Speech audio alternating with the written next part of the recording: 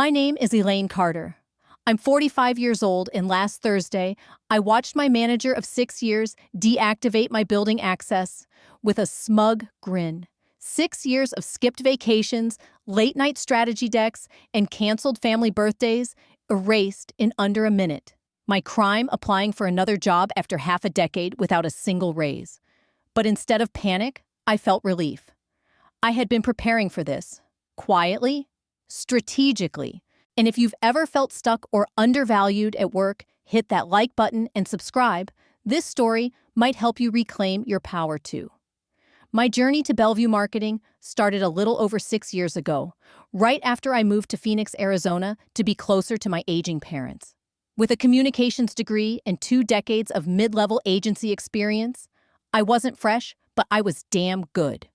After a 4-stage interview process, I got the call from Cheryl Dalton, the VP of Marketing.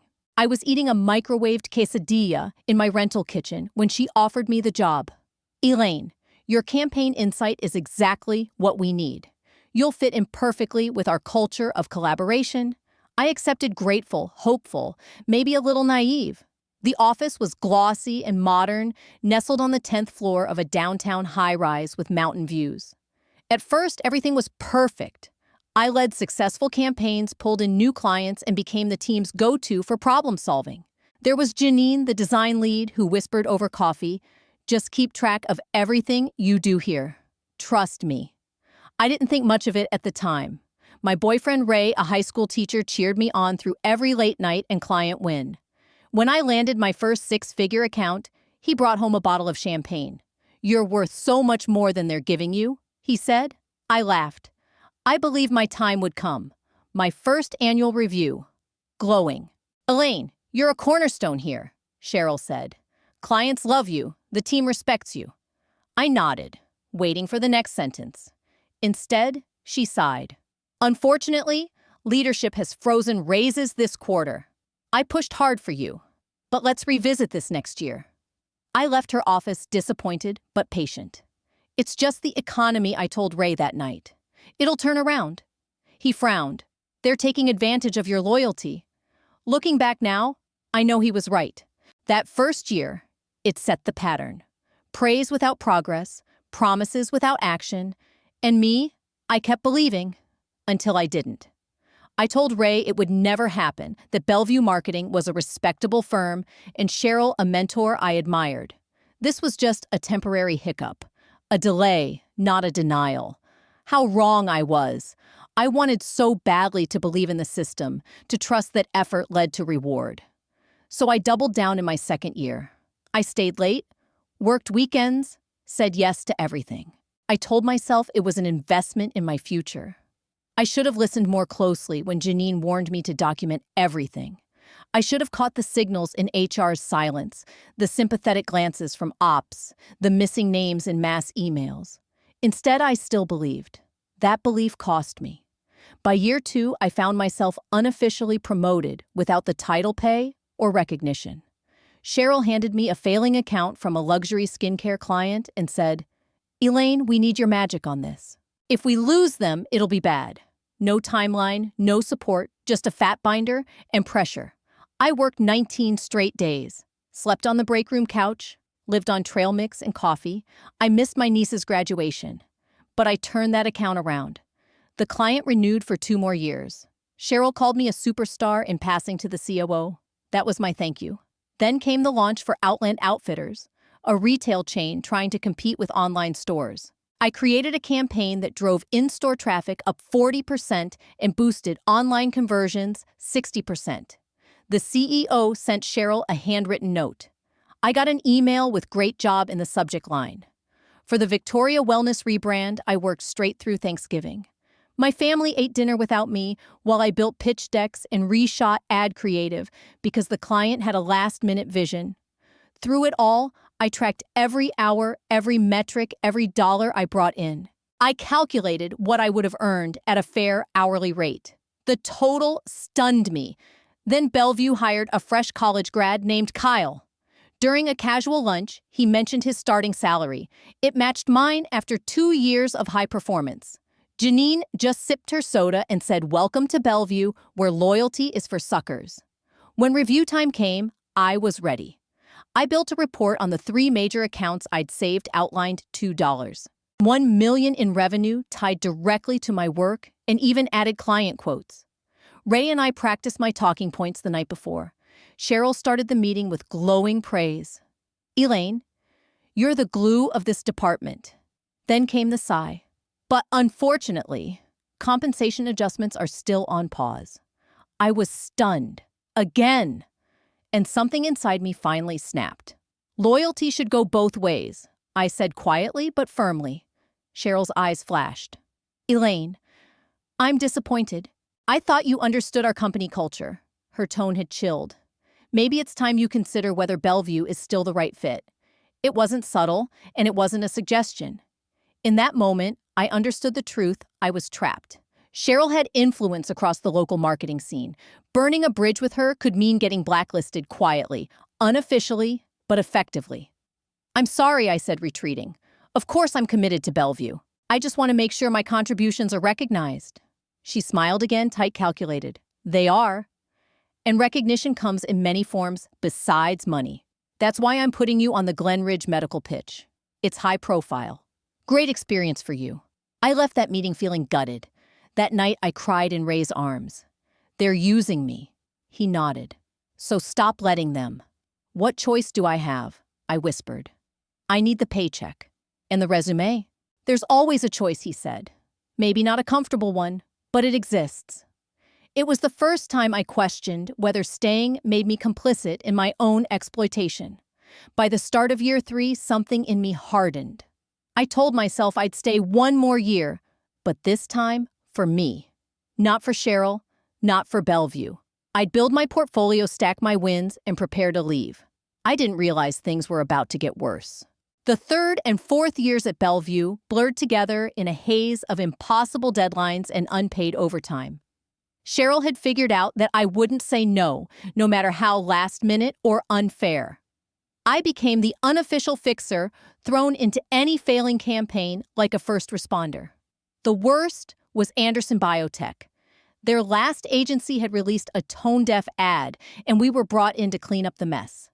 I worked 20 straight days crafting a strategy that reframed their entire brand. It won an award. If you found strength in this chapter of my journey, don't forget to subscribe, because the next part isn't just about walking away from what broke me. It's about building something stronger in its place. Cheryl accepted it with a speech thanking the team. My name wasn't mentioned. When I raised it later, she smiled thinly. Elaine, awards are for Bellevue, not individuals. That same week, she claimed full credit in a company-wide email. The stress wrecked my health. I lost 15 pounds, developed insomnia. My doctor warned me to cut back. I laughed. How Ray found me asleep at my laptop more than once. "You're vanishing," he said. Meanwhile, perks vanished too. Bonuses, cut coffee, no longer free insurance, premiums up. I discovered entry-level staff were being paid more than me. Janine found me in the break room, eyes red. "They don't reward loyalty here," she whispered. "They exploit it." She wasn't wrong. The truth was undeniable. Now Bellevue didn't have a temporary budget issue. It had a strategy. One built on overwork, underpayment, and exploiting loyalty. The signs had always been there, but they became undeniable during a casual happy hour when David from accounting let something slip.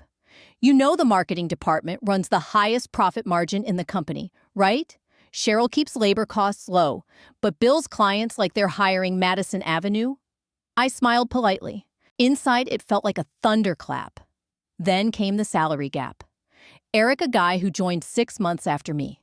Young, sharp, but managing fewer accounts, mentioned offhandedly that his base salary was 40% higher than mine. He assumed I made more. I didn't. That night, I couldn't sleep. Not from stress, from fury. Why had I accepted so little for so long?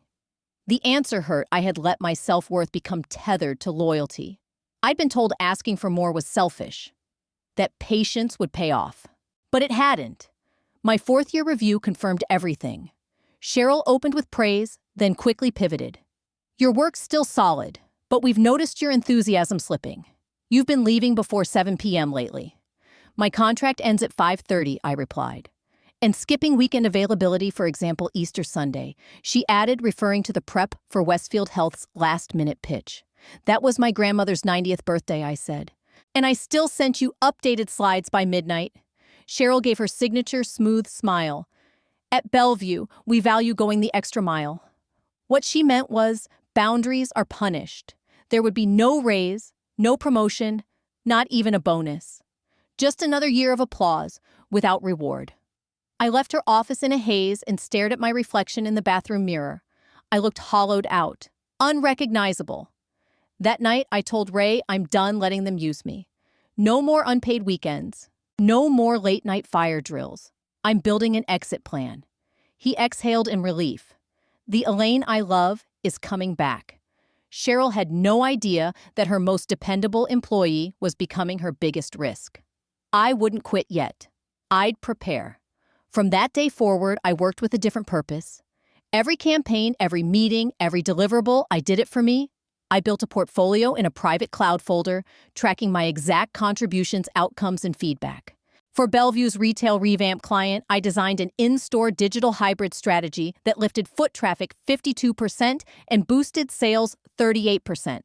I logged it meticulously.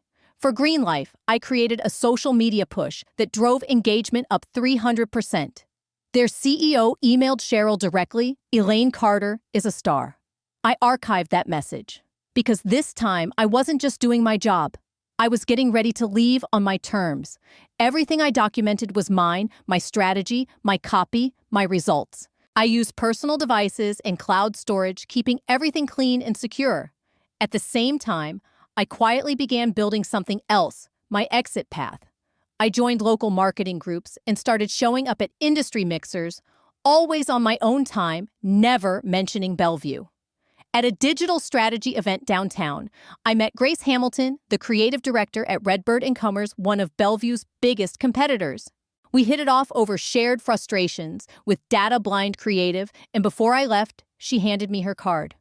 "We're always looking for seasoned talent," she said. I tucked it away. "Not now, but maybe soon." I also scheduled a consultation with Catherine Reyes, a workplace attorney a friend recommended. On a personal day, I sat across from her in a quiet office in Tempe as she read through my contract. "This non-compete clause is vague," she said. "And with no raises or advancement over 4 years, you'd likely have a solid case to contest it if needed." She advised me to continue tracking unpaid work, empty promises, and unrealistic expectations. "Arizona's an at-will state," she reminded me. "They can let you go without cause, but you can walk too. Just be smart about it." So I was. I built a budget that let me save 30% of each paycheck, trimming extras and shifting priorities. Ray, always steady, took on more expenses. "This is an investment in your freedom," he said. "In our future." I also reinvested in myself. Late-night courses in analytics, content strategy, and team leadership. I earned new certifications, updated my resume, and tracked everything in a quiet spreadsheet. Each skill was a tool. Each result, another line of proof. I researched agencies with reputations for valuing employees, offering balance and fair pay. The Stratton Group topped my list. They had just expanded into Phoenix and were known for merit-based promotions and transparent leadership. I followed their work, studied their tone, and waited. Meanwhile, I kept up the Bellevue facade. I hit deadlines. I smiled on Zoom. But I stopped replying to Cheryl's midnight emails until 9 a.m. I declined weekend assignments without apology. Slowly, I was reclaiming myself. Janine noticed. "You're calmer," she said one afternoon. "Perspective," I replied. "Whatever you're doing," she smiled. "Keep going." By month 8, I was ready. I polished my resume and carefully updated LinkedIn quietly, subtly. When Stratton posted a listing for a senior strategy lead 2 levels above me and nearly double the pay, I applied within hours. 3 days later, I got the interview. I took it from my car 5 blocks from Bellevue, and I nailed it. "We'd like to bring you in for a final round with our executive team." As I ended the video call, a calm certainty settled over me. For the first time in years, I could see the path ahead, clear, promising, and mine. But I hadn't counted on how quickly everything would unravel. The very next morning, Cheryl called me into her office urgently. I walked in and immediately noticed her monitor. An email sat open, half-scrolled with a subject line referencing Stratton Group. My stomach dropped. Word traveled fast in our industry. Someone had clearly tipped her off. Cheryl stood arms crossed, her expression unreadable. "Elaine, I just got a curious call. A partner agency wanted to confirm your employment dates." She paused. "Funny, I don't recall you mentioning any plans to leave." I held my gaze. I didn't apply to that agency. But yes, I interviewed with Stratton. "That is my right." Her eyes narrowed. "After everything we've given you, the experience, the trust. What you've given me is 5 years of unacknowledged labor," I replied evenly. "I've exceeded every metric, salvaged millions in client revenue, and trained half the junior team.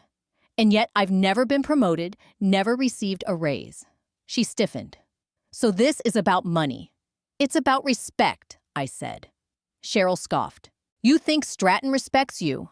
They'll use your inside knowledge and toss you aside the second it's convenient.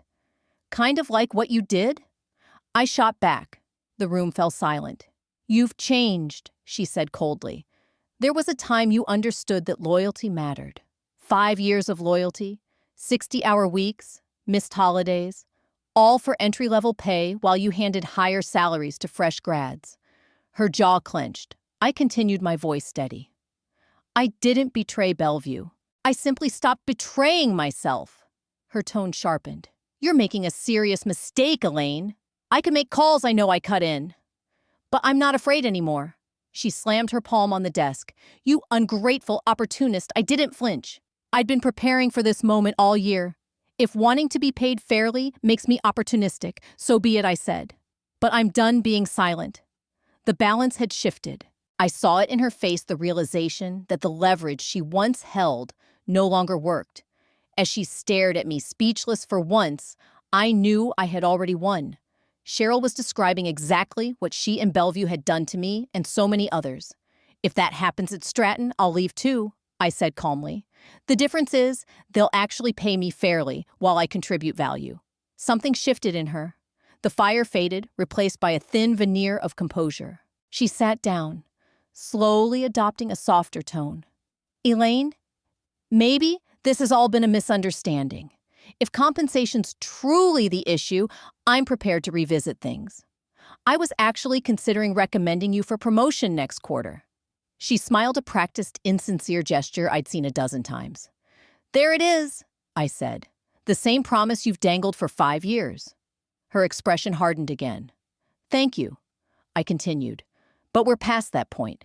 My decision stands." The mask dropped. Her tone turned ice cold. "Then you leave me no choice." She reached for the phone. "Security, come to my office." I sat in silence as we waited.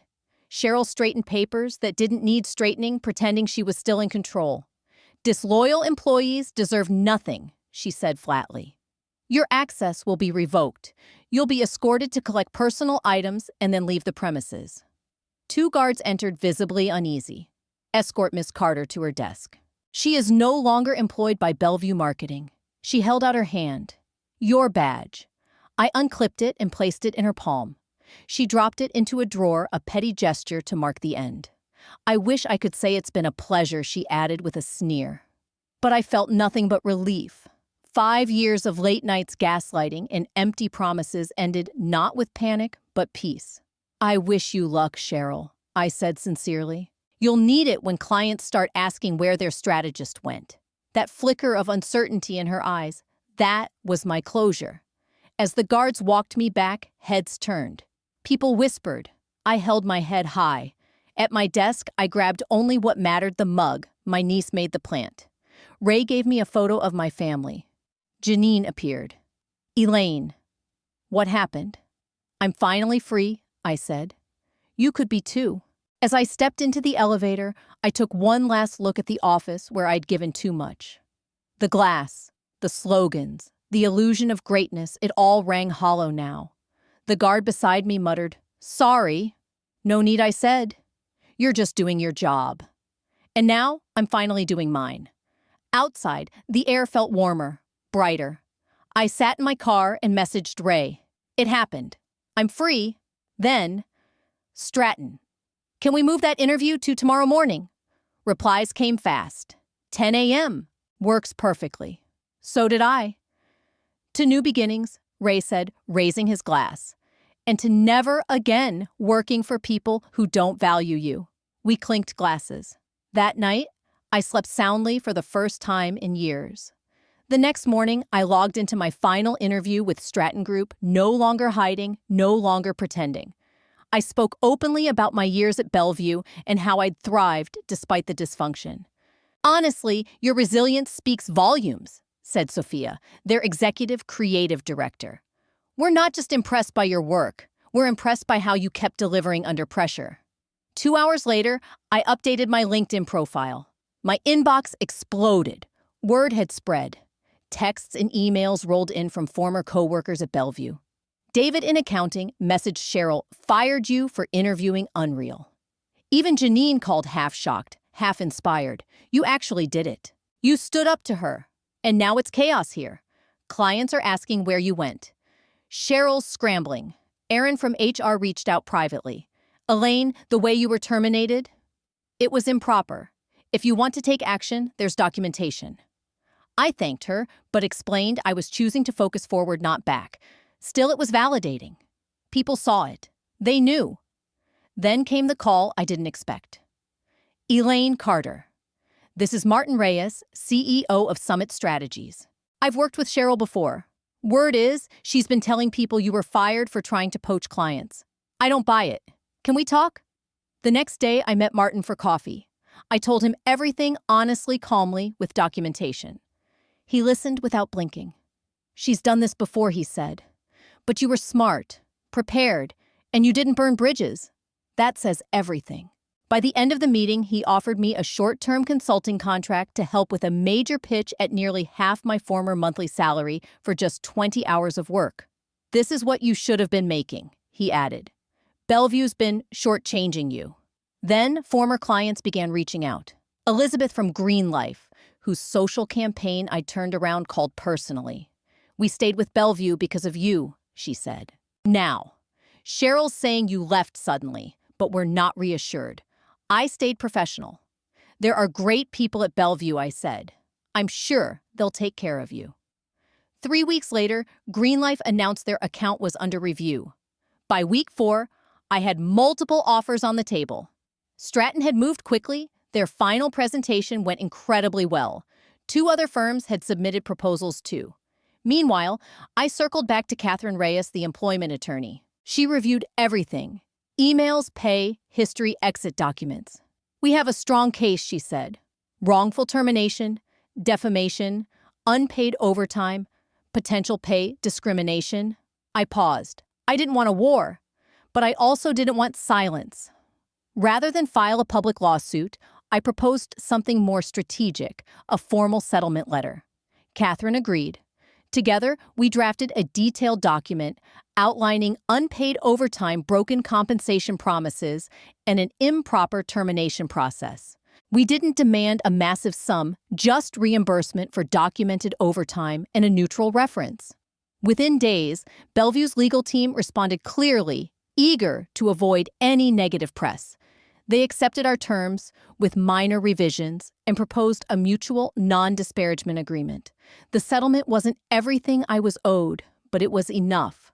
And more than that, it was symbolic, a quiet victory. 6 weeks after being fired, I had 2 formal job offers in hand, one from the Stratton Group and one from Summit Strategies. Stratton offered a senior strategy director role with a 40% salary increase, bonuses, and equity. Summit's offer included more flexibility and richer benefits. After talking it through with Ray, I chose Stratton. Their creative culture and strong team dynamic were what I had craved for years. The morning I signed my contract, I got a message from Janine. Just gave my notice. Took a job at Parallel. You showed us we could walk away. That moment hit deeper than any paycheck. 2 more teammates left Bellevue shortly after. Internally, people began calling it the Carter Exodus. At Stratton, everything felt different. Orientation included honest discussions about expectations, transparent compensation, and a clear path for advancement. Sophia, my new manager, said plainly, "We want your best work, but that means respecting your time too." Weeks later, I received an anonymous email from a current Bellevue employee. "Your departure caused a compensation audit. Starting next quarter, we're getting market adjustments. Leadership had to answer for it. Thank you." I didn't need applause. That quiet ripple meant everything. The fight hadn't just changed my life, it helped change a culture I'd left behind. Now, 6 months into my new role, I feel transformed. My insomnia is gone. I've regained the weight I lost under stress. The dark circles under my eyes have faded. Ray says I smile more, laugh louder, sleep deeper. "You're you again," he told me last week. And he's right. My first performance review at Stratton confirmed its solid praise, a clear path forward, and a surprise 8% raise plus a bonus for exceeding goals. The contrast couldn't be clearer. At Bellevue, I was overworked and invisible. Here, I'm respected and rewarded. Sometimes getting fired isn't a setback. It's the break you needed to rebuild the life you deserve. As Ray and I hiked through South Mountain on a sunny Saturday, I realized how foreign this kind of peace used to feel. There was a time weekends meant scrambling to meet deadlines, not spending time with someone I love. Ray smiled at me and said, "I almost forgot what you look like without a laptop in front of you." Since leaving Bellevue, the most fulfilling part of my journey has been helping others escape similar toxic environments. Melissa was just the beginning. I've since guided half a dozen others reviewing resumes, building portfolios, sharing contacts. Sarah, a junior designer, texted me recently, "Accepted an offer, 25% more pay, and real work-life balance. Couldn't have done it without you." Helping others succeed has become its own kind of reward. I've learned to spot the signs of unhealthy culture, excessive praise, with no compensation, normalized burnout, subtle guilt tactics. At Stratton, I document my work not as defense, but to track growth contribution and value transparently and collaboratively. The biggest shift: boundaries. I no longer answer Saturday emails or accept scope creep without a conversation. If we're expanding requirements, we'll need to revisit the timeline. What works best for you? This isn't defiance, it's professionalism with clarity. Stratton gets it. They treat employees as long-term investments, not expendable assets. Financially, I continue what I started during my Bellevue exit, saving a portion of each paycheck. Not from fear, but for freedom. It allows me to say yes to what aligns and no to what doesn't. That's a kind of power no company can grant you. Build it yourself. At Stratton, I now mentor junior staff and advocate for transparent compensation. I refuse to hoard knowledge the way others once did to keep power. When a new associate asked me about career paths, I offered guidance, contacts, and support. It's how we break cycles of silence, especially for women and marginalized professionals. Personally, life with Ray has blossomed. Free from the emotional debris of a toxic job, we found new joy together. We got engaged during a Sedona trip, something I'd never have imagined back at Bellevue when time off felt like weakness. Looking back, getting fired wasn't the end, it was the beginning of everything better. If this story resonates, I want you to know you are not alone. Start preparing. Document your value. Build your financial runway. Talk to people who've been there. You deserve more than just surviving a job. You deserve to thrive.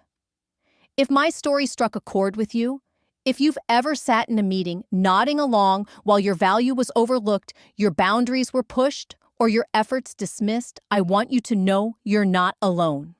I lived that silence for 5 years. I convinced myself that being loyal meant being quiet, that patience would one day be rewarded. But the truth, loyalty should be mutual. And silence often only benefits the ones doing the exploiting.